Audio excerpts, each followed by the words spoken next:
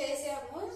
ఒక 10 నిమిషాలు పావు గంట కూర్చున్నాక మళ్ళీ వంట పని అయితే చేయాలండి. వంట మాత్రం తప్పదు. ప్రతిరోజు ఉదయం సాయంత్రం మాత్రం వంట కంపల్సరీగా నాకు మాత్రం డ్యూటీ తప్పదండి. కాసేపు ప్రశాంతం కూర్చుందామన్నా మాత్రం తప్పదు నాకైతే. చూడండి, టిఫిన్ అయితే తిన్నాము. ఇంకా మళ్ళీ వంట చేయాలి కదండి. చూడండి, గోంగూర అయితే తీసుకున్నామండి. 20 రూపీస్ గోంగూర అంట. చూడండి, ఇది విడి గోంగూర, కట్లయితే కాదు.